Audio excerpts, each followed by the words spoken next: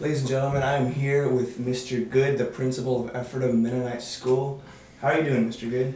Yeah, doing really well. It's an exciting time of the year. We're here in December and Christmas is coming just around the corner, so all the kids are excited. You can see I'm sporting my Ephrata Mennonite Legends gear. We have a Maranatha Christian School game we're hosting tonight, so we're really excited to have that Anabaptist school come down from upstate PA. So yeah, it's a good, great day. Yeah, and I saw just outside, a couple minutes up the road, they're doing work on the new school. That's really exciting. Yeah, you know what? As you may have seen in our last update, we did sort of had a ceremonial groundbreaking there. My wife, Tanya, had helped organize.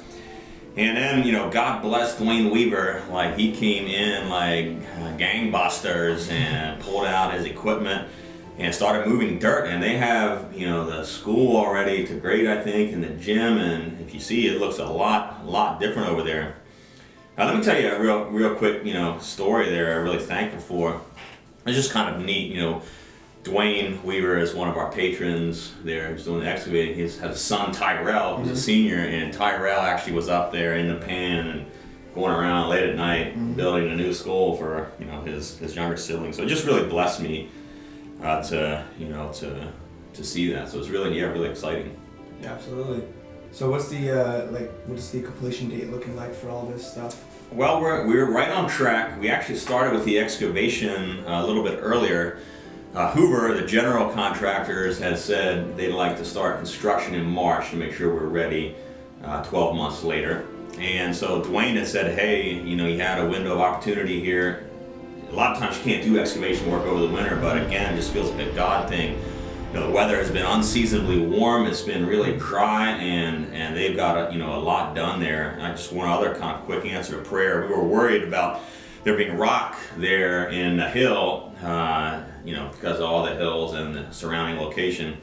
And pretty much they haven't hit it. They did hit it at one area, and Dwayne said it was like somebody just had went in and blasted it with dynamite. They were able to just scoop it out. They haven't had to do any blasting yet, so it just again feels like the Lord has been blessing the work there and the excavation side of things. Yeah. So the excavation is happening now, and over the next couple of months, hope to get that wrapped up, and then we'll start construction.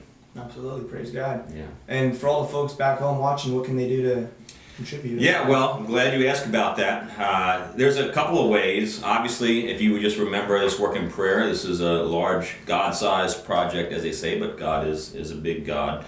We are looking to raise funds for the project. We feel really blessed. We have over $8 million raised. In the last couple of weeks, we had totally anonymous $100,000 check come in the mail.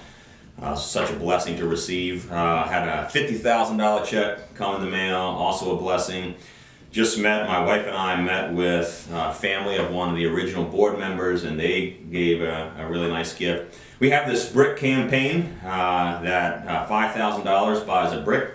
The names are not going on the bricks, but it's just a way to help us think about how many bricks we need. We're looking for several hundred bricks, and you can find more about this campaign out on our website, so we'd love to point you to that effort to build. So that's one way. The other way is we're really hoping to get a lot of in-kind donations. So in other words, Dwayne Weaver is heading up the excavation, but he said, look, he would welcome people that want to come, maybe also other excavators in the county, like to give a few days and come and volunteer some of their time, their equipment. He will facilitate that, and we can do tax-deductible receipts for in-kind donations. A lot of times, the Anabaptist community is very giving, and a lot of times they go, far away to do work projects. Here's one really close by. Would love to have a lot of people from the county participate in it, because we really, Harry, kind of rest our hearts on this idea. Jesus said that what you invest in, your heart follows after. And we really want this to be a local project. This is a school for the community. It'll have a community center. And so we would really idealize a lot of people investing in it in ways that they can, and being part of this work of discipling and teaching kids.